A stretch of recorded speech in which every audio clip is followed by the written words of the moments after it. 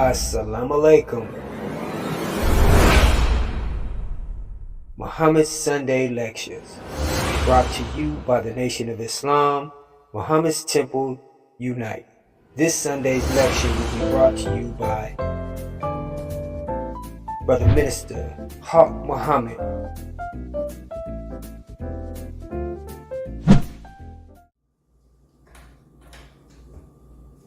What do the Muslims believe? We believe, number one, or point number one, on what the Muslims want and what the Muslims believe. We believe in the one God whose proper name is Allah. We believe in the one God whose proper name is Allah. Well, you say, well, that's not my God.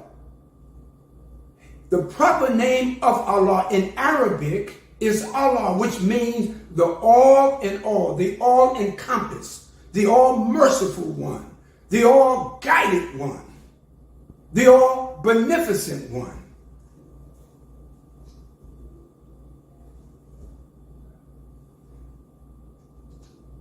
The Honorable Elijah Muhammad said that whenever God sends a messenger, a prophet, a warner, he gives them a plan for their salvation. Now, the question comes up, what is a belief? What is a belief? A belief is to know, to be aware of something through observation, inquiry, or information, or pure facts. That is a belief. Okay? That's the dictionary, or the Webster's Dictionary definition. A belief is to be aware of something through observation. Okay?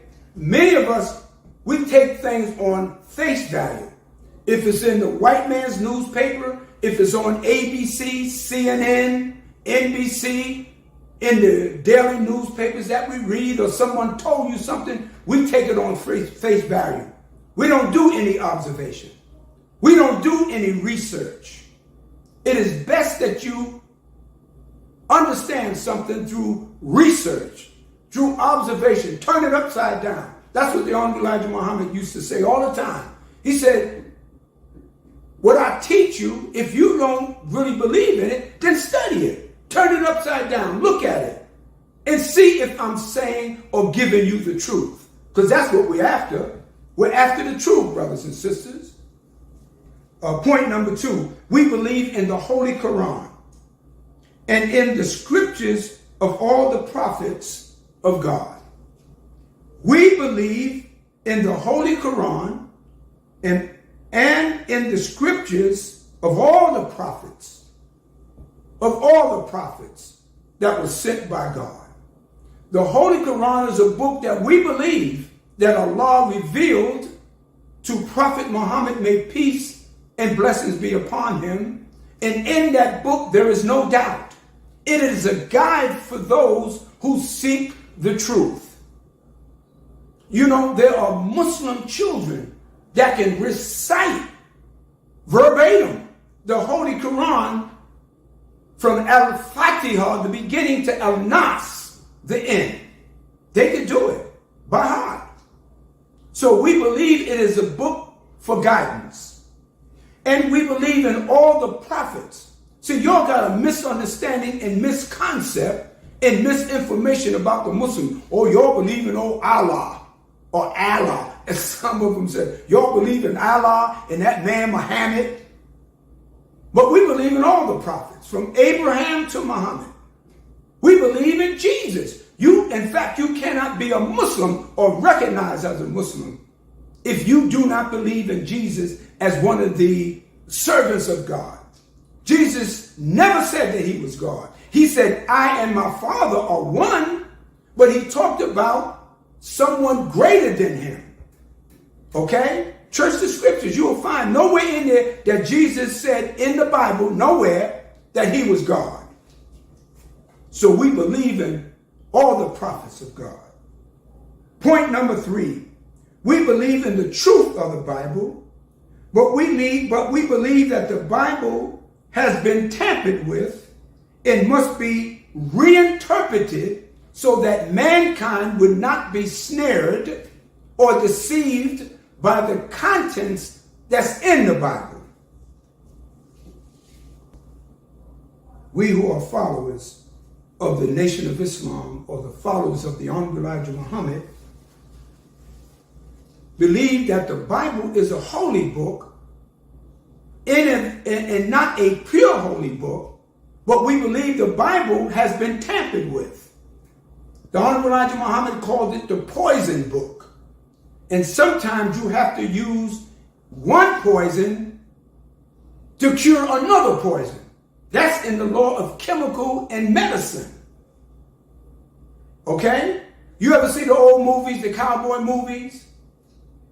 When they, when someone gets bit by a rattlesnake, sometimes they'll take the poison from the rattlesnake, suck it and hold it in their mouth, and then administer it back to the person that is suffering from the bite. Penicillin is a poison, but they use penicillin today to cure gonorrhea, to cure syphilis, to cure many STD diseases. So the Honorable Elijah Muhammad said he took the Bible, which is a poison book, and was the graveyard of our people, in order to resurrect them from a dead level state where they were deaf, dumb, and blind to the truth. You're with me so far, brothers and sisters? I hope you are.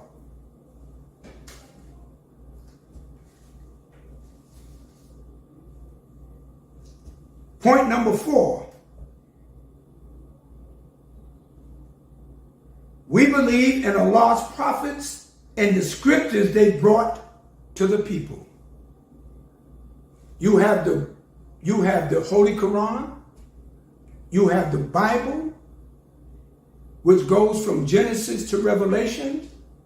You have the Hebrew Bible. We believe these are revealed scriptures, but they have to be understood. So you don't have to be deceived by many of the misconceptions that's in the book called the Bible.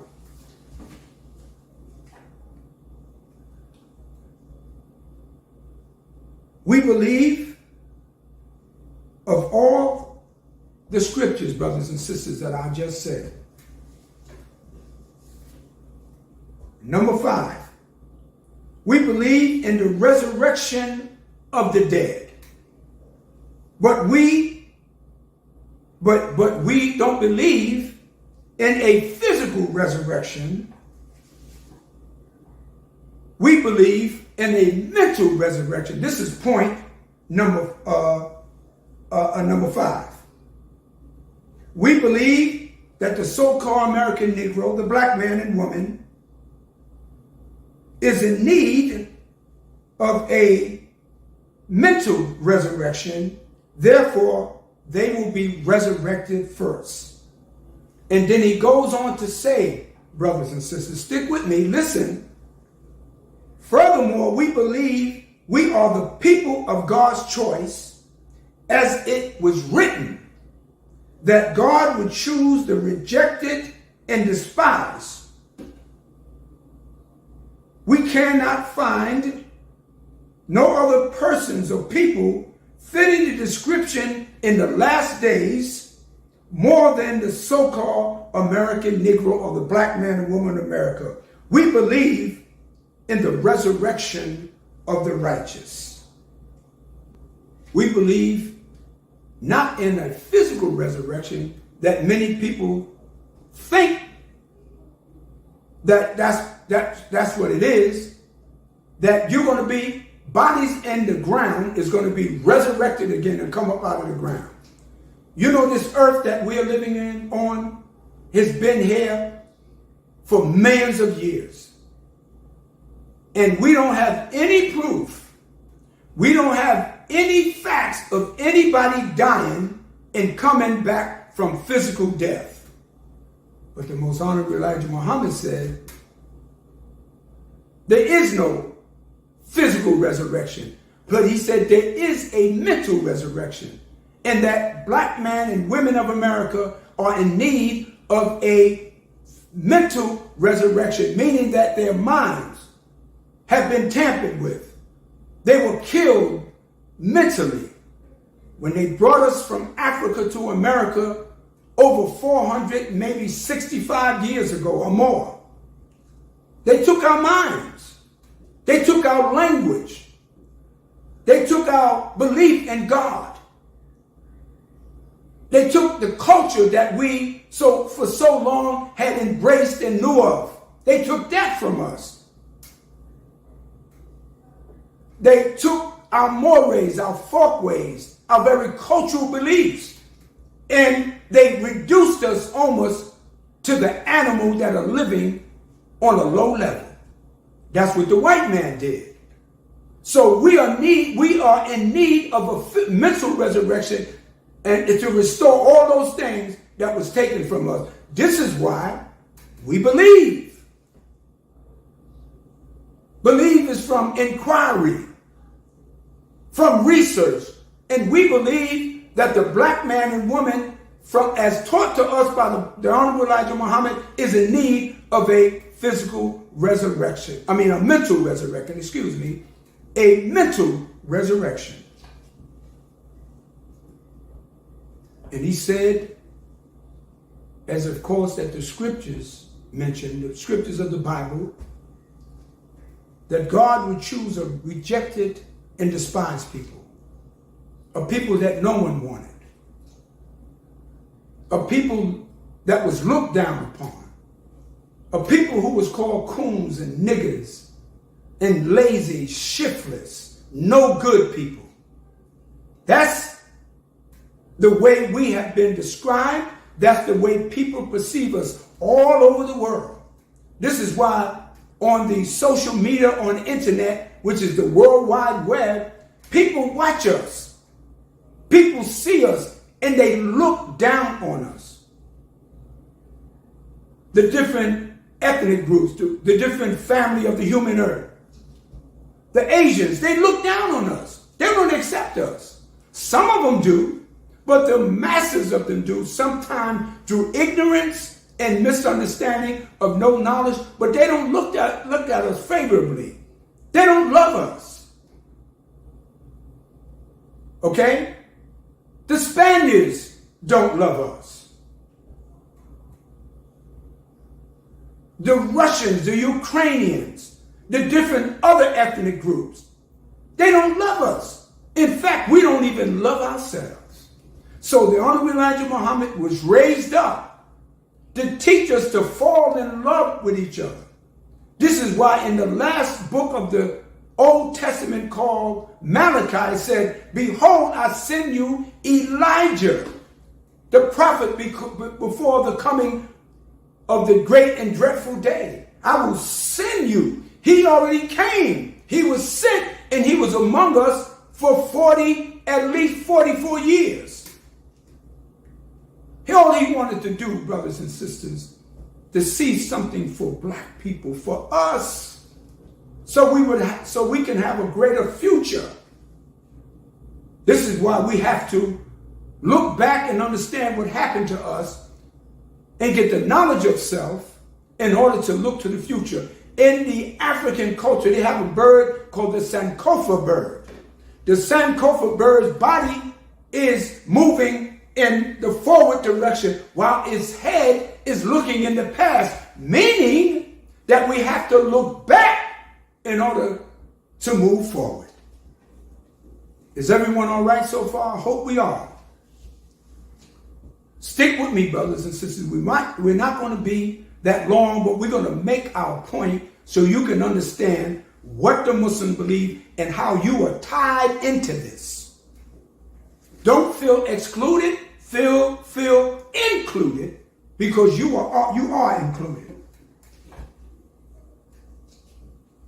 We believe that we are the chosen of God, that God always chooses a people to be an example for the rest of the world, who have suffered in America more than we, who have been tormented and fought for this country from the time it came into existence after the Revolutionary War or against England.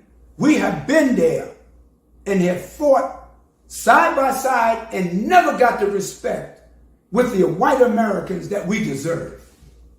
My father, uncle, and many of my relatives fought in many of the wars that America waged. And what did we get?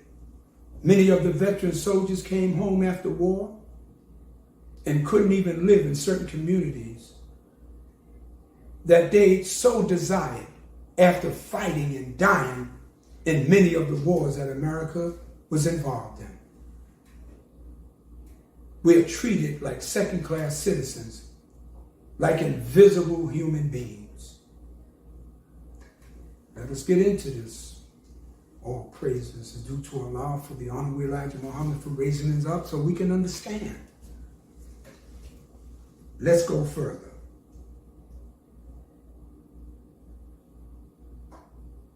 Point number 6. We believe in the judgment. We believe in this judgment, that this judgment will take place right here in America. Right here in America. In fact, we are living in the judgment. And many of you talk about Judgment Day. Both of the Holy Quran and the Bible and many scriptures that some of us are not aware of talk about a Judgment Day. And you believe, or some of us believe, that Judgment Day is particularly one day all this destruction will happen. There are even some Muslims that believe that. That's not his work. We are in the judgment. The judgment is a process that we are going through now, and as you see, everything around you is falling apart in the American government, internationally, nationally, and even locally. We believe in this judgment. And as God said, the judgment is a day. But with God, a day is 1,000 years, and 1,000 years is a day. Some of us might not see the final or complete fall of America. We may not be around. It may be a couple of 100 years from now. Maybe 500, maybe 1,000 years from now. But it's on the course of final and complete destruction through the judgment of Allah. This is true. This is true. And the Honorable Elijah Muhammad said that judgment will take place right here in America. Right here in America.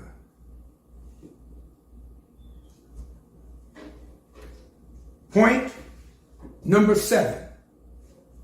Point number 7 of what the Muslims believe. The Honorable Elijah Muhammad, who I'm quoting from, always showed up his words on the back page of the Muhammad Speak newspaper called The Messenger of Allah Presents the Muslim Program. But this point number 7, it said, we believe this is a time of history for the separation of the so-called Negroes and the so-called Negroes here in white America. Let me read that correctly.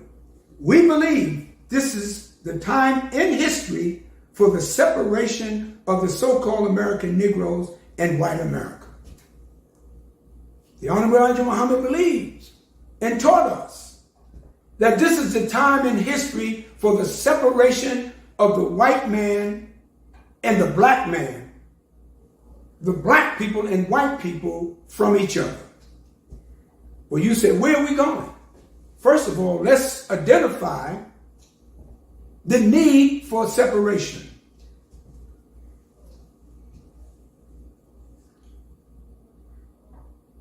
He said this is the time in history. There's two things here: time and history.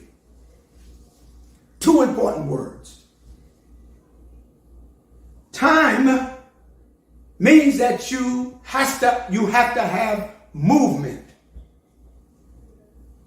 In the Holy Quran, in the 103rd chapter of the Holy Quran, it says, by the time surely man is in loss.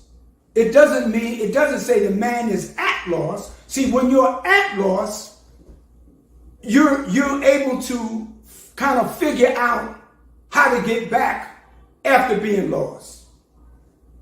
Keep that point. You understand? This is the time in history. So the operative word is time.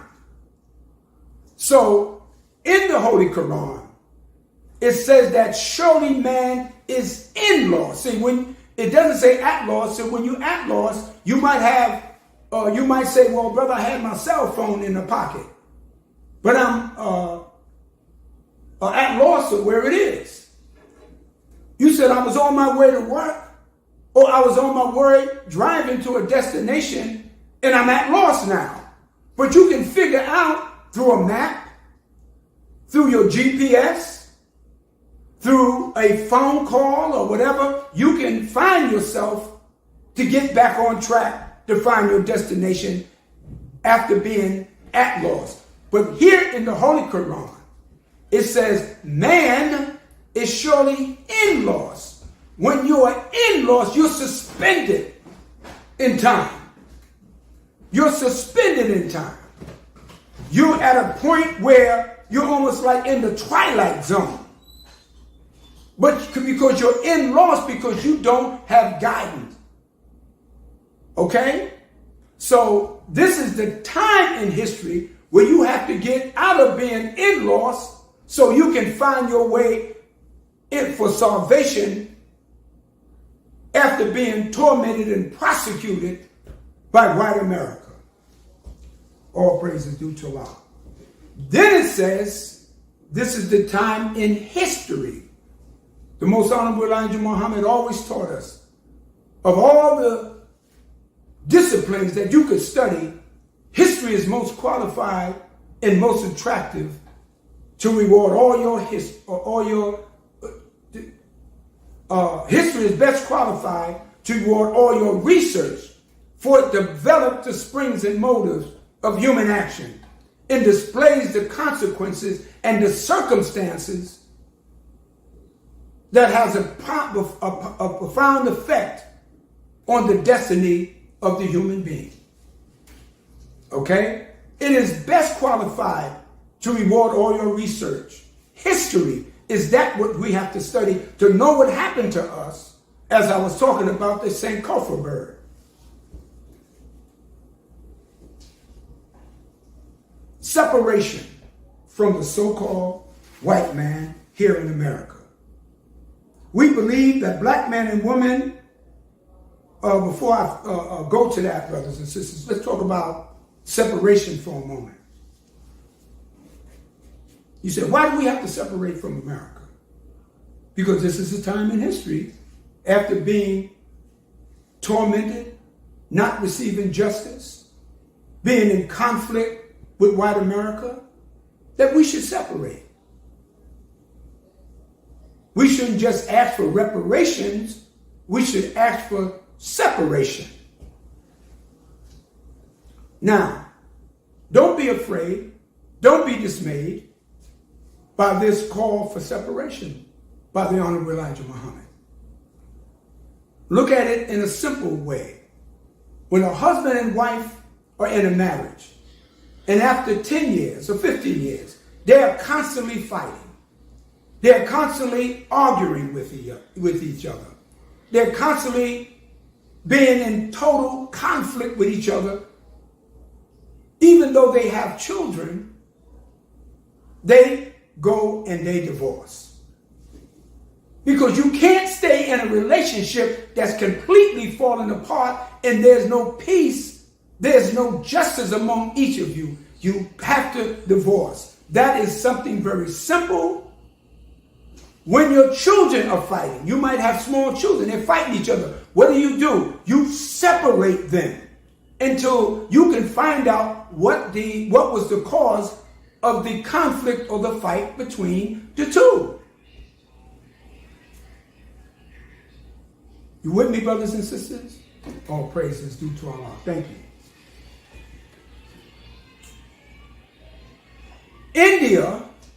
India was one country one time, one entity. But there were groups of Muslims in India. They wanted to what? Separate. So they set up their own country called Pakistan.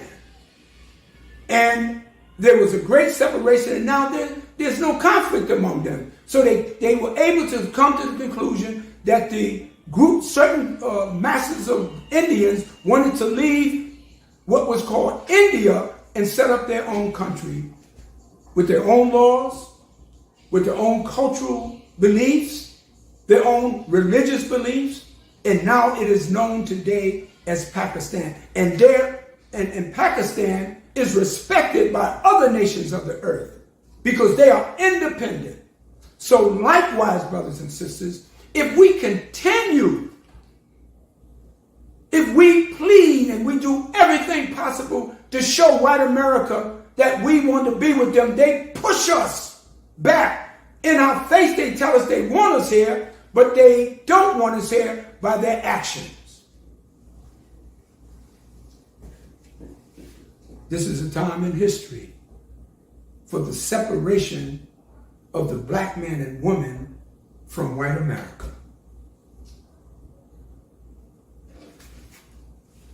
Let me go on. That's just a basic example of separation. The Honorable Elijah Muhammad further says, we believe the black man should be free in name as well as in fact. By this we mean that he should be free not from names imposed upon him by his former slave masters. Names which identify him as being the slave master's slave. We believe that if we are in need, we believe that if we are free indeed. When you say indeed, you mean that's a document proving bona fidely that you are free. Names which identify him being the slave master's slave, we believe that we must be free indeed, and that we should go in our own people's names, the black people of the earth.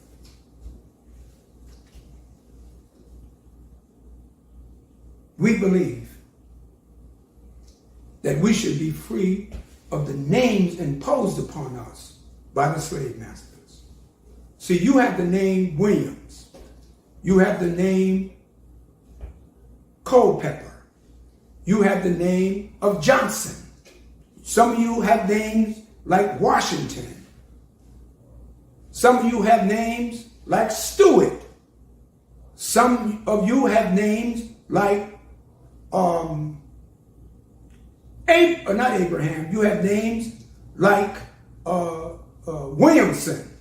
Those are names that were given to us by the white man when we were in slavery.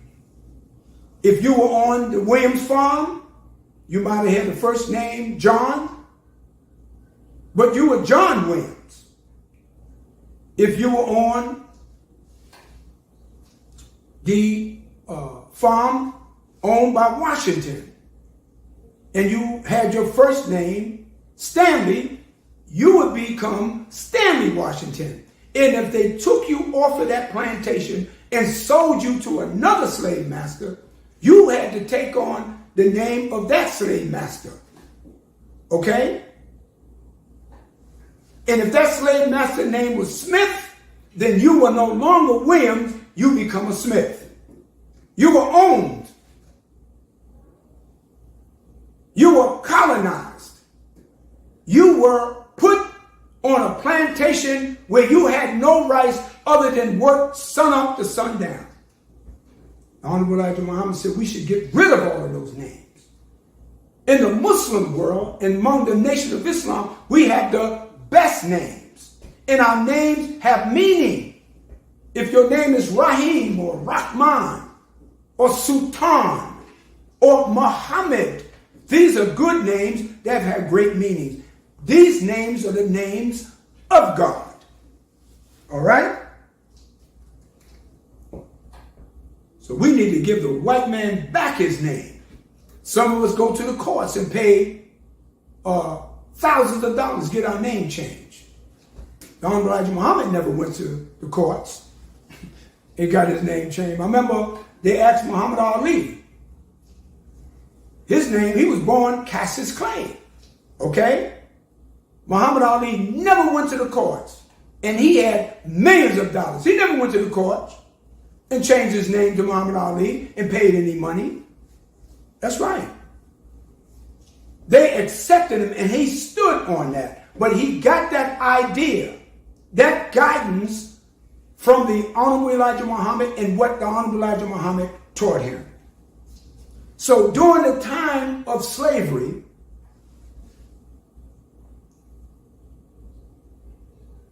you had the slave trader. The slave trader went to the jungles and in the continent of Africa and was able to take. He didn't ask. He took hundreds of black men and women who were free. He set up a trading post in Africa, and he was able to deal with the different merchants to take our brothers and sisters, put them on a ship, in fact, in the holds of the ship. And some of those ships traveled 6 months, sometimes 7 months, from Africa to America, and they suffered. If there was 500 black people in the holds of the ship, maybe 100 made it. The rest of them died of disease. Some of them jumped overboard when they realized that they were being taken to a strange land. That was the slave trader.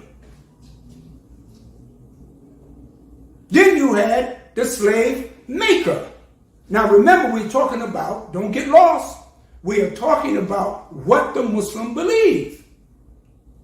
The slave maker. See, you just don't take a people, you make them a slave. It's almost like you get a dog as a puppy. You make that puppy, you make that dog do what you want it to do. You become the master of that dog. I saw just this morning, some white people got a dog walking on his 2 feet, just walking around like we do, upright. And they said, oh, how amazing that is. The dog is walking around the street on his 2 hind legs. But that's not natural. That's not a natural thing. A dog was made to walk on its all four. That's why its body is shaped. That's why its leg, 2 of the front legs are in the front. Some of the front legs are in the back. That's not natural. So they're making the dog do unnatural things. That's what the slave master does, or the master of that dog. Well, they did the same thing with us. We were free people. Many of us were Muslims. And those that weren't Muslim, they believed in the higher power. They believed in the African tradition. Okay? But the slave maker made us think that we were other than who we were. So they took everything from us and made us, like the dog, do unnatural things. You understand? All praise is due to Allah. The slave master told us never look a white man in the eye. Always submit to your master. The slave maker would whip the black enslaved brothers and sisters to use them and let them know that you will forever be a perpetual servant of mine. That's the slave trader. They use all kind of methods. They would take us to camps in the Caribbean. And if one of the slaves rebelled, they would bring him out. And they would strip him down, naked, in front of his wife, in front of his children, and beat him. And as the blood dripped from his body, his children and the rest of the enslaved brothers and sisters had to watch that. And that put fear in them. The slave maker was trying to make an example so the rest of the slaves can stay in line. Why they do that today? They'll take a black man and make him an example and say, y'all niggas, y'all see this here? If y'all continue, this is what you're going to get. So we become afraid. The Honorable Elijah Muhammad said it's just not the white man, it's the fear of the white man that is keeping us from doing something for ourselves and being upright like men and women. Then lastly, you had the slave master. The master kept you in check. He made you do all the menial work in the fields. He did all your thinking for you. He did all the things that you should be doing for yourself. The master did it. And if you heard many speeches about Malcolm, Malcolm used to say that there was a house nigger and a field nigger on the plantation. And the house nigger identified with everything the master wanted. If the master got sick, he said, well, we sick, master? If the master wanted to eat, he said, we gonna eat, master? If the master did anything, the enslaved brother or sister identified with the master. But Malcolm said that the field black man or black woman, they hated the master. They detest the master. They wanted the master to die. And anything that happened that caused the master to be in chaos or die, the brothers and sisters that were in the field, they were happy. Okay?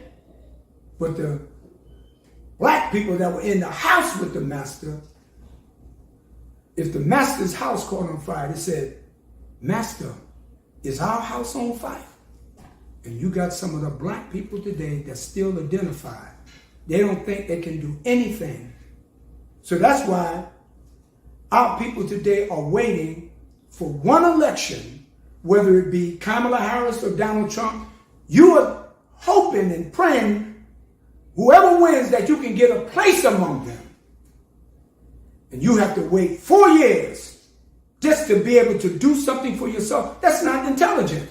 You don't have to wait 4 years for someone to get in office, for you to make a change in the quality of life of yourself, your community, and your family. Well, the slave master taught you that you can't exist or be independent without him. Let's move on. This is time in history for the separation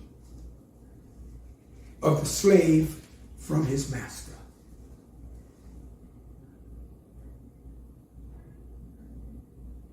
We must take on our own names, and these names must reflect that we are free. Mr. Muhammad said a name is better than gold. And sometimes it's not just the name that you carry to identify you, as we say, a government name, but a name also means your reputation. Are you a good person? Are you a benevolent person? Are you a kind person? Are you a progressive person? That's a good name, a good reputation, a good quality. Let's go to point number 8. The Honorable Elijah Muhammad said, we believe in justice for all, whether in God or not. We believe as others that we are due equal justice as human beings. We believe in equality as a nation of equals. We do not believe that we are equal with our slave master in the status of free slaves.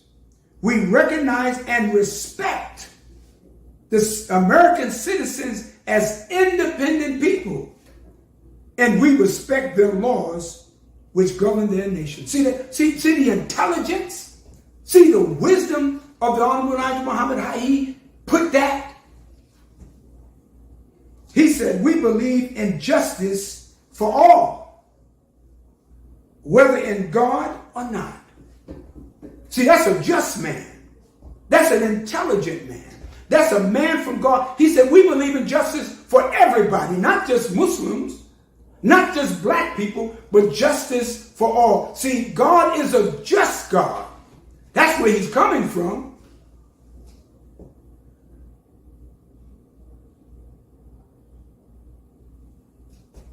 We believe in justice.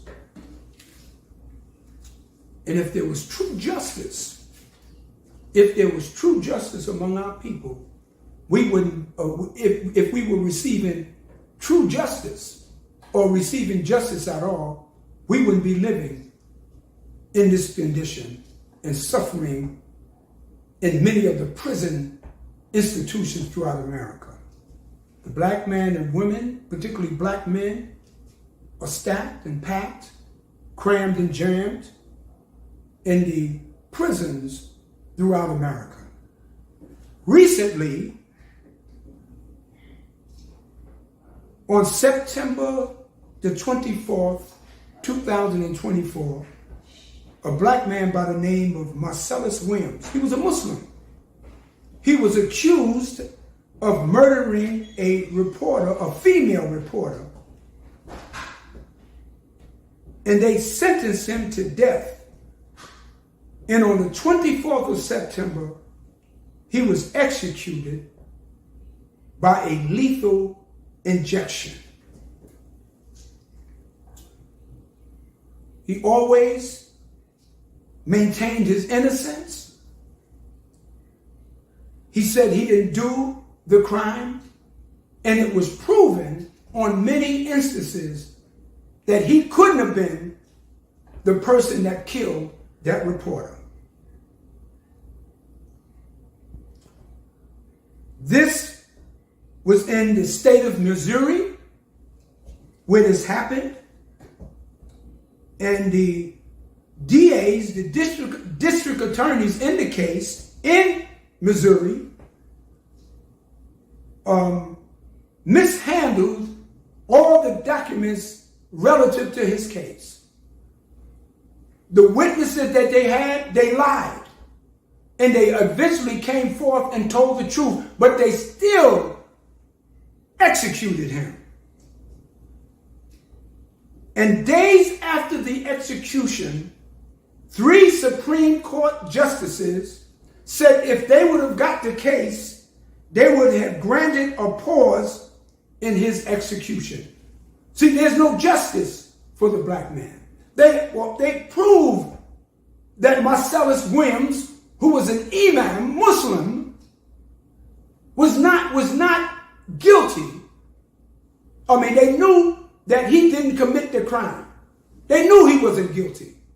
I mean, that he was, he wasn't guilty. They knew this. So on September 24th, they injected him with a lethal substance. And before he died, he said, all praises is due to Allah.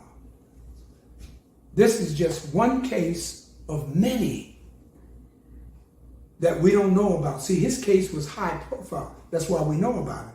But what about the thousands or the hundreds and thousands of black men and women, Latino or Hispanic men and women, or Native American men and women, or indigenous people that have been executed unjustly? That is not justice.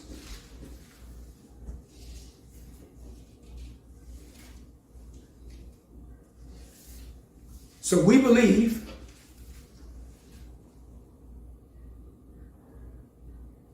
that we are due equal justice under the laws of the United States of America. And we recognize and respect citizens we recognize and respect American citizens as an independent people. We recognize, we respect that. We, the followers of the Honorable Elijah Muhammad, are the most respectful, the most decent. We respect the laws that govern this country as long as it doesn't conflict with what we believe or our religion. We respect America as an independent nation. And we are some of the most law-abiding people you could find. Check our history. We don't go around attacking people. We only fight when we have to protect ourselves in defense. But we don't start any kind of violence. The very name of the religion that we believe in is called Islam. And the Islam is an Arabic word that means peace. The Muslim seeks peace. As the Honorable Elijah Muhammad taught us. We are moving right along, brothers and sisters. Just stick with me for a few more minutes. Point number 9. We believe that the offer of integration is hypocritical and is made up by those that are trying to deceive the black man and woman into believing that after 400 years, our open enemies of freedom, justice, and equality all of a sudden want to be our friends.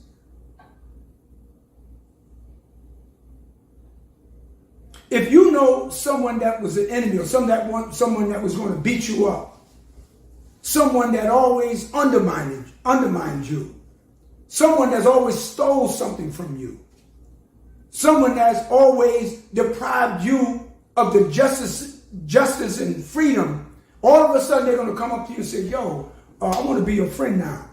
All of a sudden? Well, how do you determine that? You would determine if this person is genuine and sincere, then they will do something. They will turn everything around that they have done to you, and they will show you by example that they want to be your friend. So the Honorable Elijah Muhammad says, furthermore, we believe in such deception intended to prevent the black people from realizing that the time in history has arrived for the separation of the whites from the whites in this nation. If white people are truthful about their professed friendship towards the so-called Negro, they can prove it by dividing up America with their slaves. Someone said, oh man, you out of your mind? That is a just request. That is a just request. That after all of this time, if you want to prove that you are genuine, then share some of this earth in America with us. You got Texas. You got North and South Carolina, which is some of the biggest or the largest states of land in America. Share that with us. We don't just want money. We want somewhere we can put our feet on, that we can say it belongs to us and we're independent. So the Honorable Elijah Muhammad, the messenger of Allah, says, we do not believe that America will ever be able to furnish jobs for their own millions of unemployed, in addition to the jobs for the 20 million black people as well.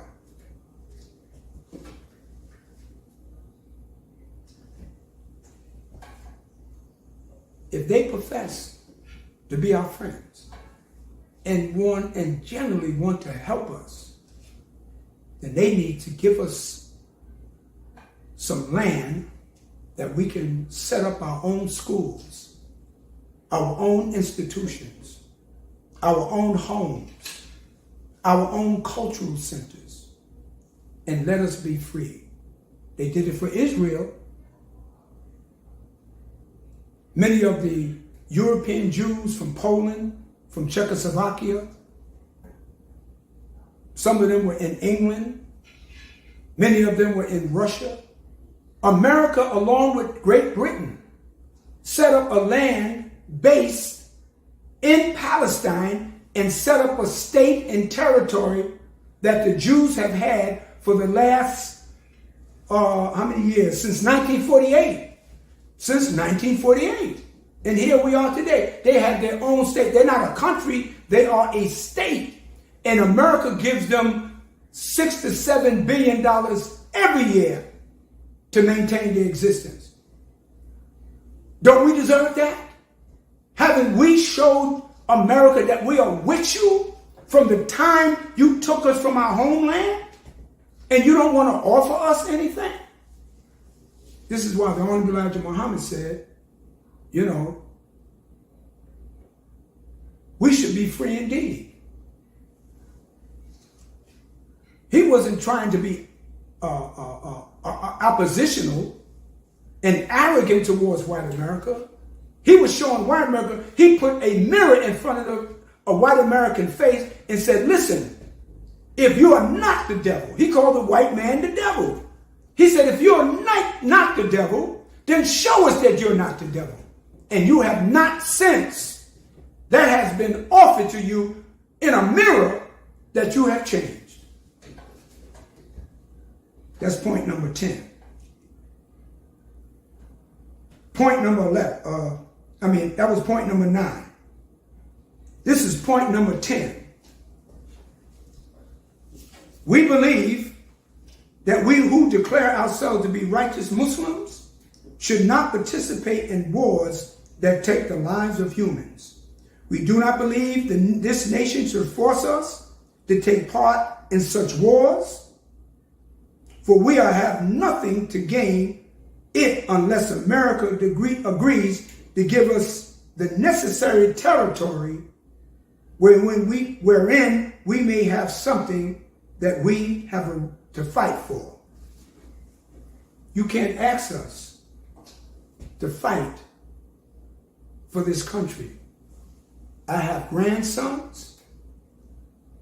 I have a son, 2 sons. I have grandsons. I have great-grandsons. And I will not, under any circumstances, as we exist now, would encourage them, if I can, stop them from fighting in the wars of America. We don't salute the American flag, because the American flag in its national anthem do not include us. They said freedom and justice for all, but they don't treat us that way. So we don't salute the American flag. We salute the flag that was given to us by the Honorable Elijah Muhammad from the God that he met in 1931, Master Farad Muhammad. We salute the flag of the sun, the moon, and the stars. That is the only flag that we salute.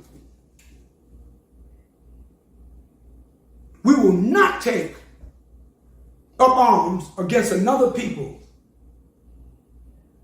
to fight for America if they would not share what we are obligated to have.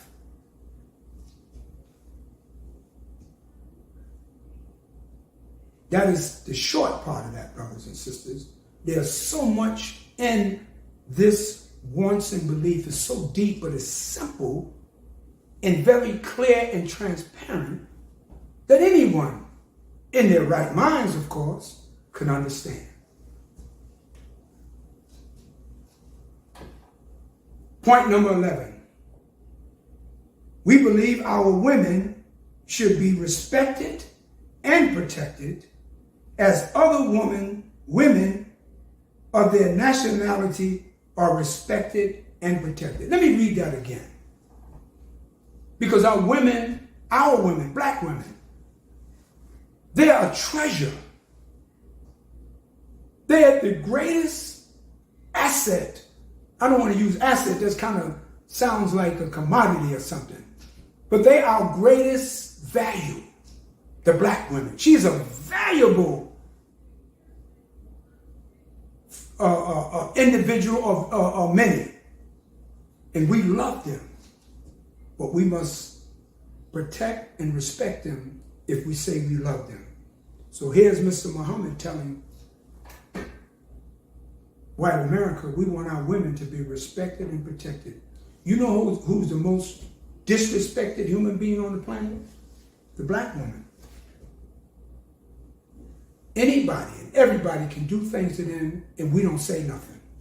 The white man right now could beat a black woman in the street and people will walk by and don't say anything. This is true.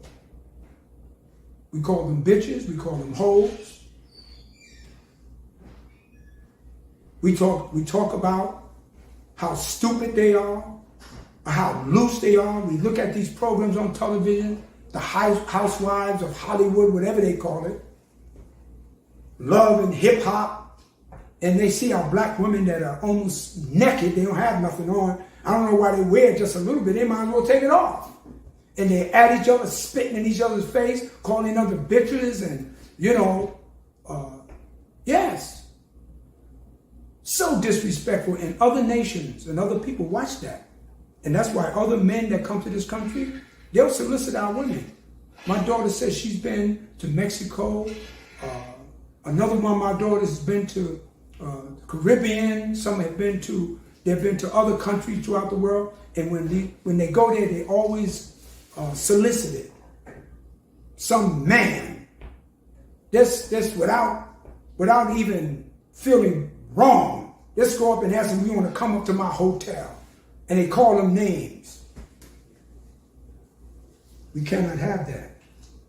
Every year that I went to Chicago for the annual Savior's Day, the Honorable Elijah Muhammad would have draped along the balconies. We must respect, protect, and elevate our women. We have to respect them. They're the mother of our children. They're the field by which we produce our nation. The black woman is a valuable person among us. We must protect them from the enemies that come in and try to use and abuse them. And we must elevate them. Allow them to go to school. Our daughters should go to the best of schools, controlled and educated by us.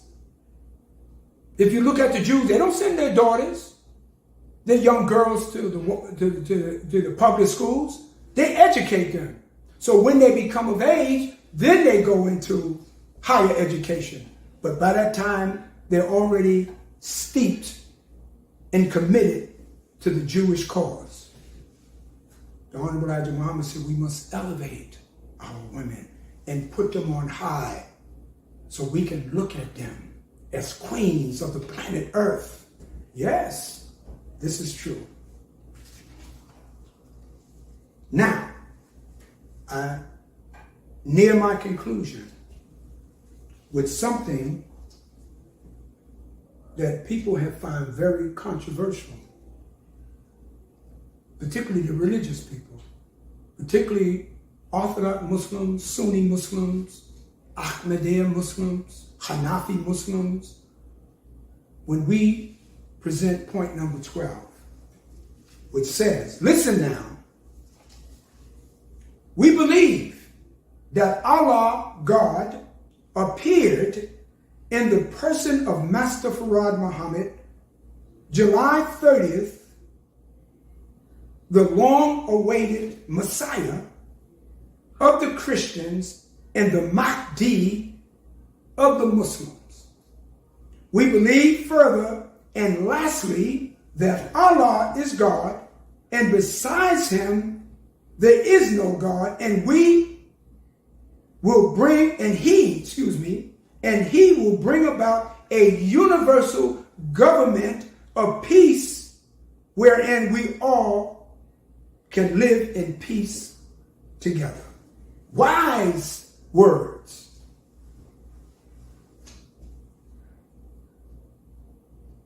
Important words. But first, let us deal with Allah, who came in the person of Master Farad Muhammad. I know some of you saying, oh, Brother Minister Haq, I was with you with all of that. I can understand everything you said from point 7 all the way to point 11. But I don't know if I believe a man is God. Hold up. Don't go too quick with that. Don't go too quick for that. You have to understand. Now, let me give you a little understanding because I want you to do your own research. We can't give you everything. We can help feed you, but as a child, at a certain point, you're going to start having to feed yourself.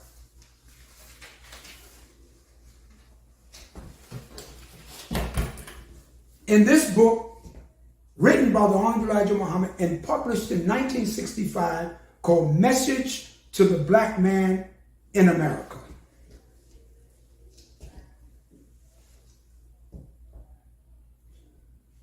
Let me read some of it so we can establish that God is and will ever be a human being. I know you're saying, a human being, I don't understand that. But that God is somewhere up in the sky. Well, we're going to show you he's not.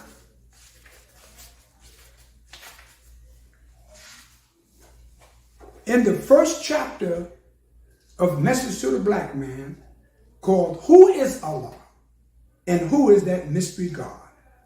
The Honorable Elijah Muhammad writes, for thousands of years, people who did not have the knowledge or the true knowledge of God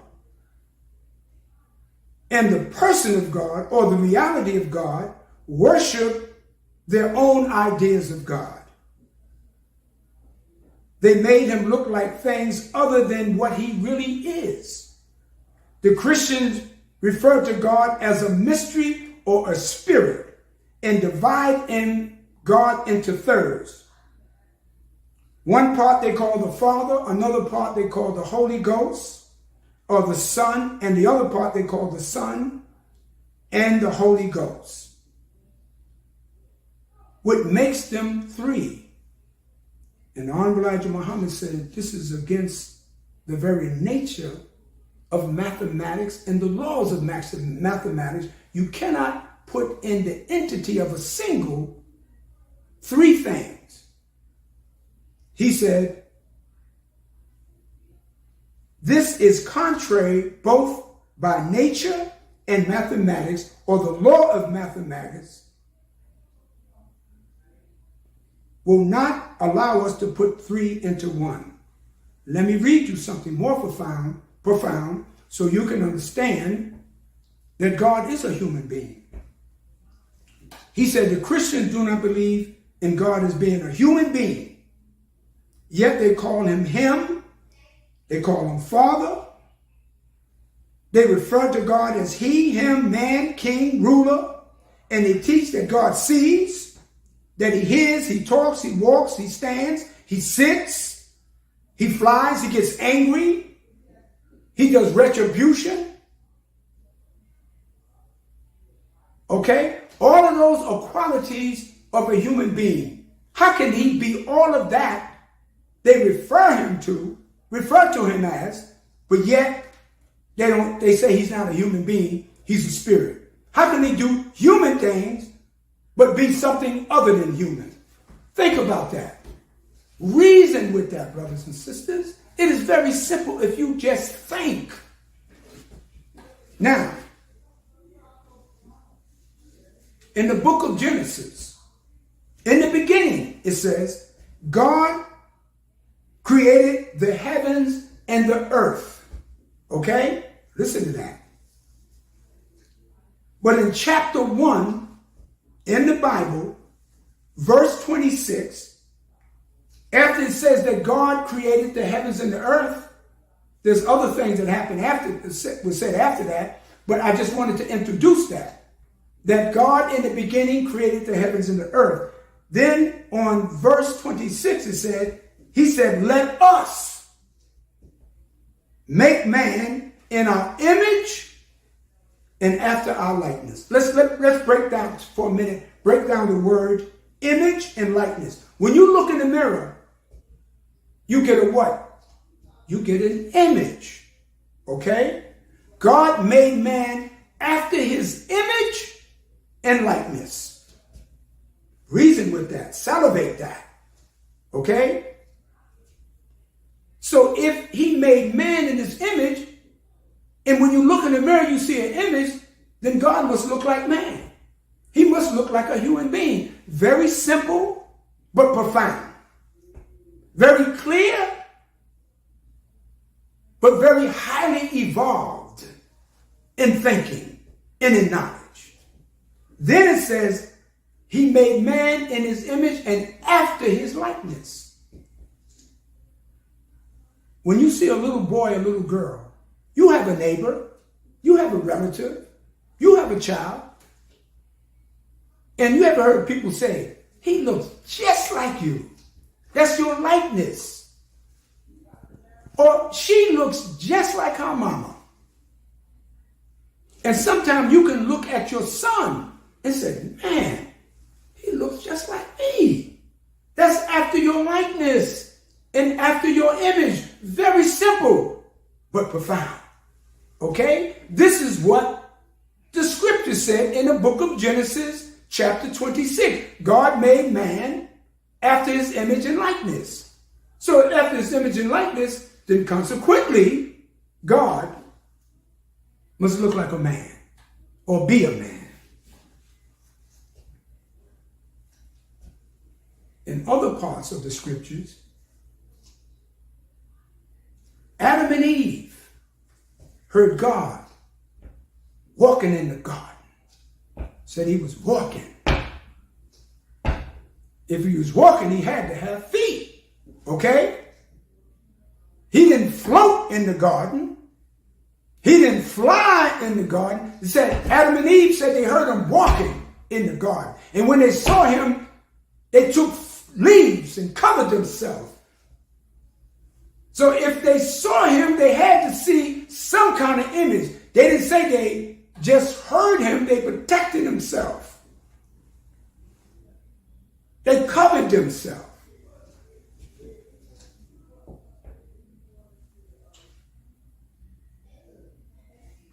Then the book of Exodus, I believe it's in the book of Exodus.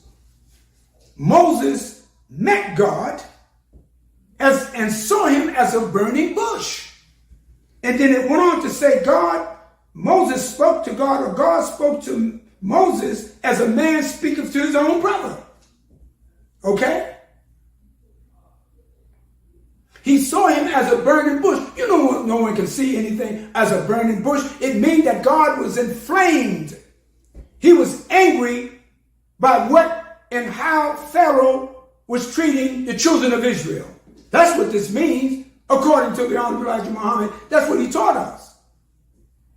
But he said, as the scriptures also said, he spoke to Moses, or Moses spoke to him as a man speaketh to his own brother. If he spoke to Moses, then he had a tongue. He had a voice box. He had a lyrics or lyrics. He had to have a linguistical way of talking that Moses can understand. That's a human physical quality. So you see how simple that is once you think about it? It also said that Abraham and Enoch, the prophet Abraham and the prophet Enoch, also met with God. In fact, one of Abraham's wives told the Lord, come sit and eat with us. If God can eat, he has to have a mouth. He has to have a digestive system. Come on, brothers and sisters. Come on, reason with that. If you don't believe in anything I said before, at least take that. At least do some research.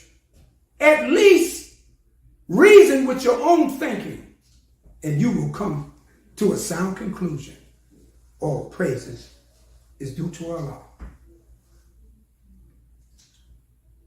In the book of Habakkuk, it said they saw God coming from Mount Paran. They saw God coming from Mount P-A-R-A-N, Mount Paran or Paran. however you want to pronounce it.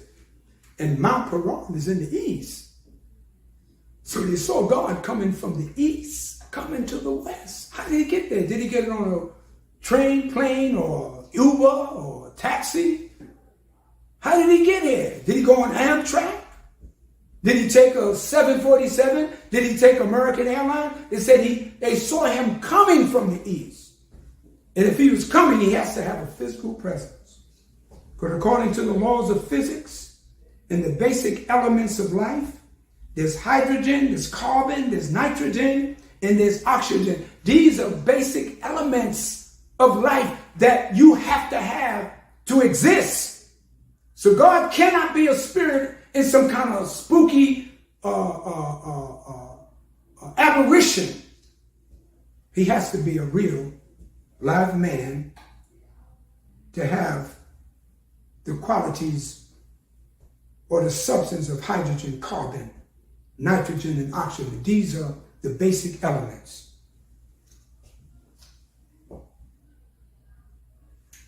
We have the capacity to think. And we need those carbons, those oxygen and carbon that makes up our bodies.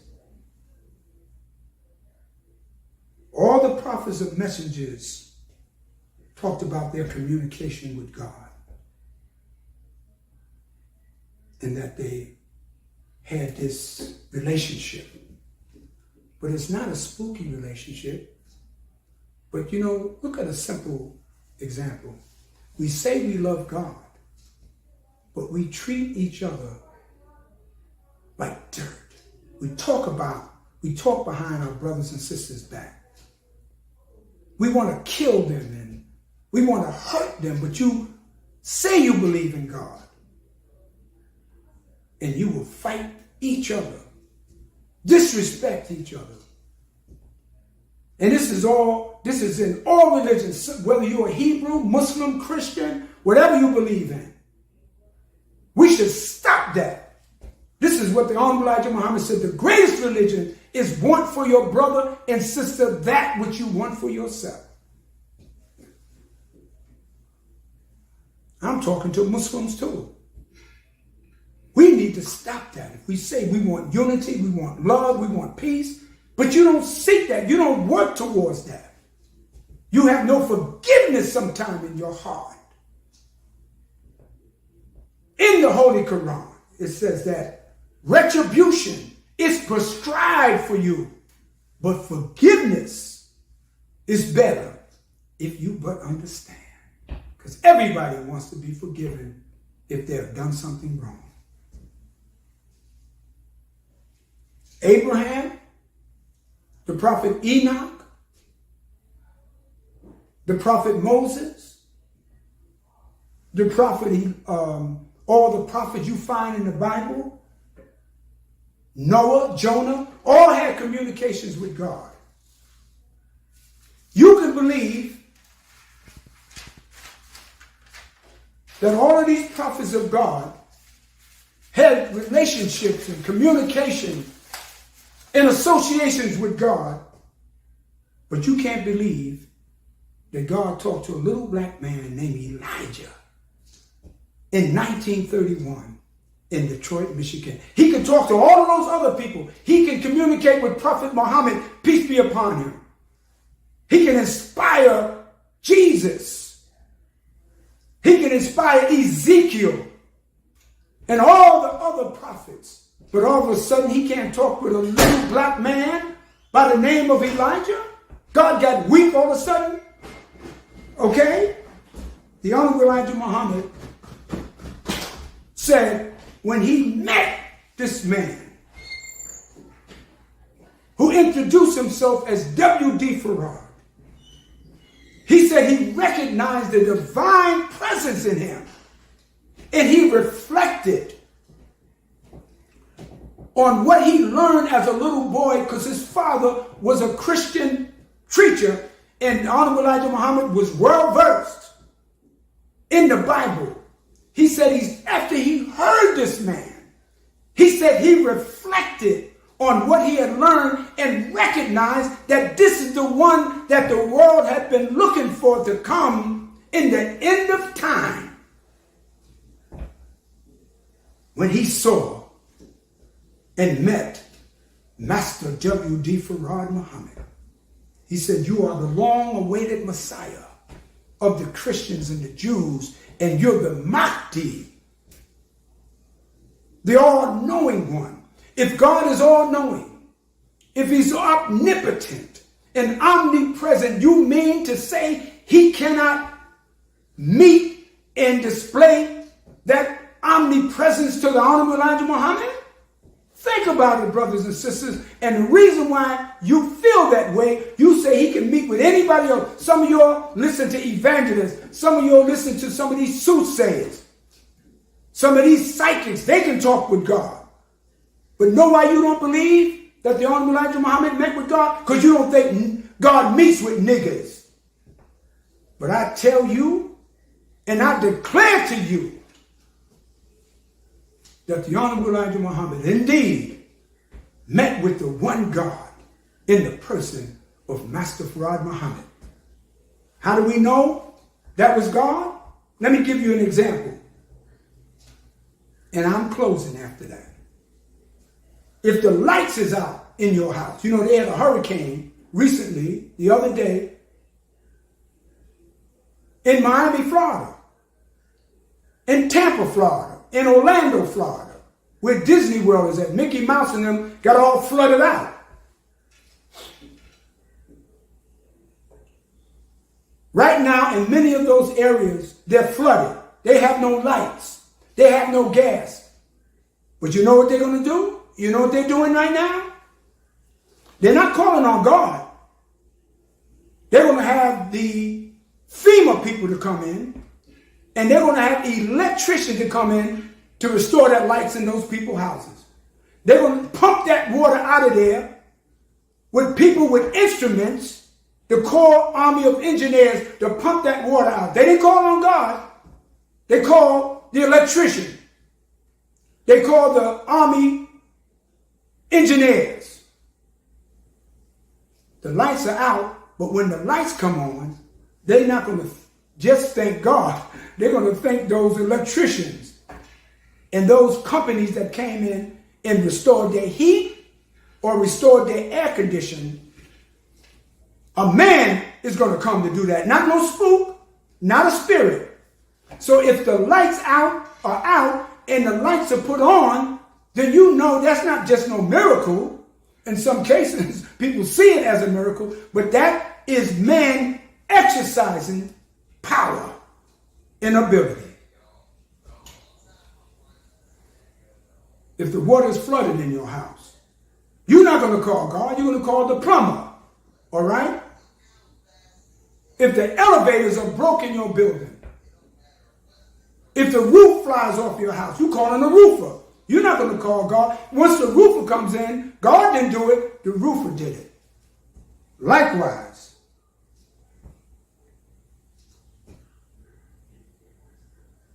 black people in America has been the rejected and despised. And no other man was able to restore the black man to a not fully, but the Honorable Elijah Muhammad was able to restore through the power of Allah the black man and woman of America, and gave the world a sign that God was here.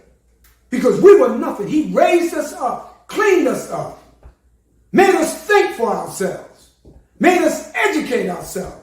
And in the Muslim community, we had the most thriving, disciplined, progressive community than all the communities of the world, or of America, I should say.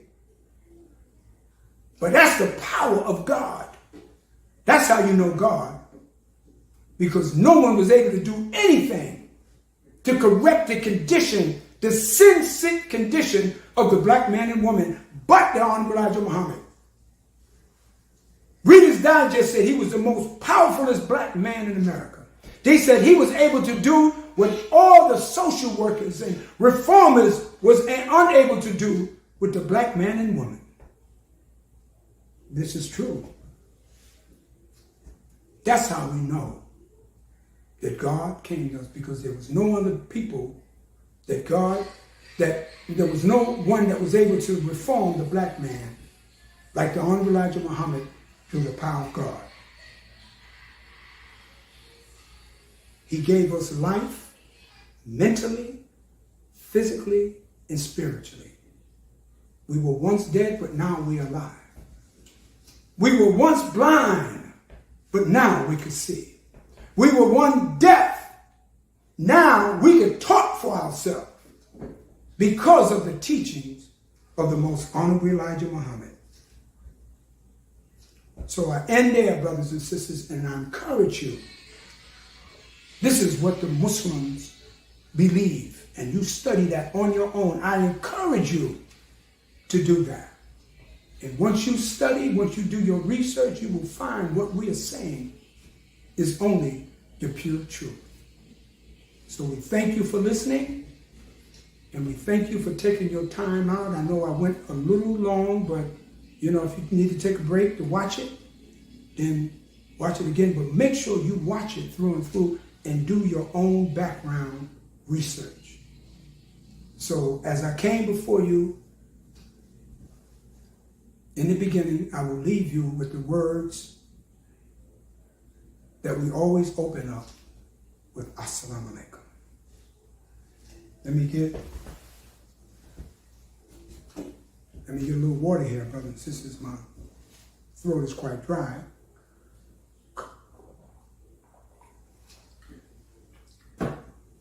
So we hope that you learned something from what we have said today. And if anything I said that made you feel uncomfortable, that hurt your feelings, which I don't think I did, but we say that.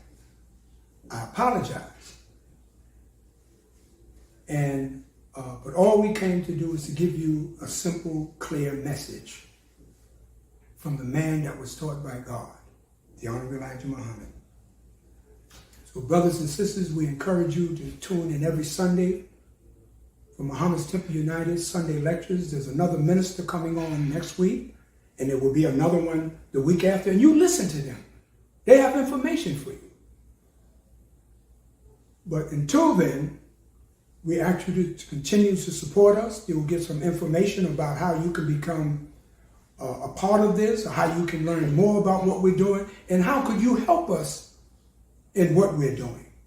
So I close, and we always close in prayer. So join me in the closing prayer. In the name of Allah, the Beneficent and Merciful, all praise is due to Allah, the Lord of the worlds. The Beneficent and Merciful, Master of this day of judgment in which we now live. Thee alone do we serve, and Thee alone do we beseech for aid. Guide us along the right path. Along the path of those who Thou hast bestowed favors, but not along those who go astray. Say, He, Allah, is one God. Allah is He who nothing is independent, but upon whom we all depend. He neither begets not, nor is begotten, if there is none like Him.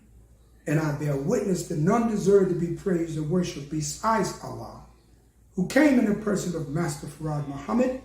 And I bear witness that the Honorable Elijah Muhammad is His true servant and messenger. I mean, again, thank you, brothers and sisters, for coming and joining with us. And we pray, Allah, that you receive the light of understanding, and that you are safe, and that you remain healthy. Assalamu alaikum. If you believe what you heard taught today on Islam is true, and you would like to learn more, or you are ready to accept and reclaim your own, contact the Lost Foundation of Islam Muhammad's Temple United at 623-312-4352. Again, that's 623-312-4352. We thank you for joining us today, and we ask that you return next Sunday and invite your family and friends. The Lost and Found Nation of Islam, Muhammad's Temple United, is seeking to unite with all of the believers in temples across the country. If you are a member or a part of a temple, or if you have a temple, Contact us and let us unite. One nation under one way of life. Islam is taught by the Honorable Elijah Muhammad. The time is now, black man and woman. Your nation awaits you. Assalamu alaikum.